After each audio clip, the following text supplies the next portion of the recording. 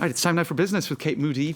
Kate, you're looking at tech giants Facebook and Google who are in more hot water. It's tending to rise higher and higher these days. Yeah, you want to say really that they're getting too big for their own good. That seems to be the thing on a lot of regulators' minds. It's certainly what regulators in the United Kingdom are worried about. They've opened an investigation into their place in the digital advertising market. The Competition and Markets Authority is looking into how much influence Facebook and Google have and how they use personal data. Google and Facebook combined control more than 2/3 of the UK's digital ad market, and there are concerns that consumers are suffering from the lack of competition. Authorities could recommend limits on how much data the platforms can share between their services, or even crack down on acquisitions of smaller rivals. The European Commission has granted a reprieve to Italy, deciding not to launch the excessive deficit procedure, which could have resulted in a huge penalty for Rome.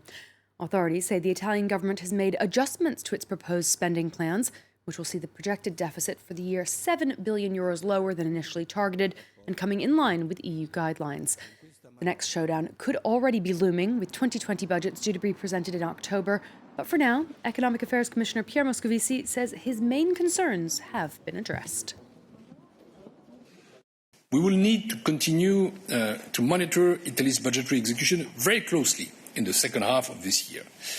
We will also need to assess very carefully Italy's draft budget plan for 2020, which must reach us again by the 15th of October. The French cabinet has approved the EU's free trade deal with Canada. The Comprehensive Economic and Trade Agreement, or CETA, has to be approved by the parliaments of each EU member state. It'll be put to a vote by all French lawmakers next month. Meanwhile, farmers across France have been protesting another European trade deal that struck with the South American bloc known as Mercosur.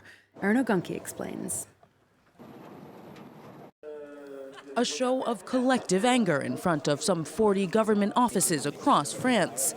These farmers are protesting the free trade agreement between the EU and Mercosur countries, which would open up the European market to 4 Latin American nations. They're trying to kill us off. It's unacceptable. We won't accept it. We're against it. We're going to fight, and tomorrow we'll still be here. The source of their concern, massive imports from South America. Under the deal, Europe would reduce tariffs on 99,000 tons of beef imports, representing 1.2% of annual EU consumption, and on 100,000 tons of poultry, representing 0.7% of annual EU consumption. French farmers worry the agreement will threaten their livelihoods. The cost of production for French farmers is higher than that of South American countries. We can't compete, so we'll disappear. French lawmakers on the left, right, and even in the majority Republic on the Move party also expressed concern in Tuesday's parliamentary session, with Agriculture Minister Didier Guillaume attempting to dispel their doubts. I will not be the minister who sacrifices French agriculture to the international trade agreement. The EU-Mercosur trade agreement will only kick in once it's ratified by the European Council and passed by both EU and national parliaments, a process that will likely last several months. Boeing has announced it will distribute $100 million to the families of the 346 victims of 2 deadly plane crashes. Compensation will also be given to the Indonesian and Ethiopian towns which were affected by the accidents, both of which involved 737 MAX planes. That model has been grounded around the world since March as the aviation giant struggles to fix the technical problems which are thought to have led to the crashes. A number of problems have been raised, and regulators say the planes are unlikely to be cleared to fly for months. Boeing has also faced lawsuits from the victims' families, who say it should have been more reactive and transparent in addressing concerns about that fleet. Let's check in on the day's trading action now. Wall Street has closed after a half day ahead of the Independence Day holiday. Both the Dow Jones and Nasdaq closing at record highs. The S&P 500 also breaking through to a new limit there. Tesla shares were up about 4.5% after it reported record delivery and production. Earlier, the major European indices closed higher, between about 2/3 and 0.75% across the board there. Investors welcoming the nomination of Christine Lagarde to lead the European Central Bank. Analysts indicate the current head of the IMF is likely to pursue a dovish approach to monetary policy, which could include lower interest rates and more stimulus for the Eurozone economy. Electric rental scooters have taken Paris by storm over the past year. They've recently been banned from pavements, but can be found pretty much on every corner. Now, 6 out of the 12 companies that set up shop here say they're pulling out. They blame an oversaturation in the market. Naomi Lloyd has the story.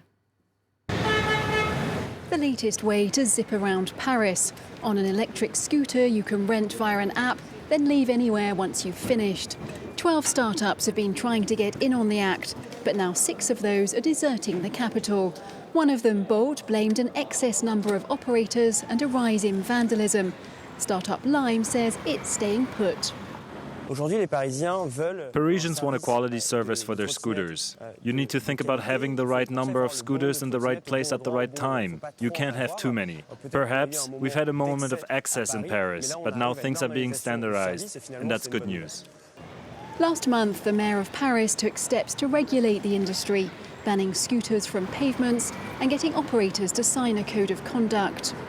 The mayor of Paris has announced clear rules. There will also be a selection of operators, depending on a variety of criteria: safety, of course, respect for the environment, and also how they pay their workers.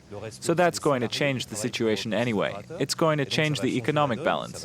We're just going to keep the most serious companies. Popular with commuters and tourists, less so with residents who complain of anarchy on the pavements, but with new regulations and fewer scooters on the streets, this new mode of transport looks set to stay. And of course, the number of accidents that we've seen involving those scooters, James, certainly means that more regulations are in store. I think a lot of people are going to be happy to see some restrictions placed on it, because they are indeed a little bit chaotic. You and I included. Seriously, I'd be happy to see them drawn in a little bit. Thanks for that, Kate, and we'll be back after a short break.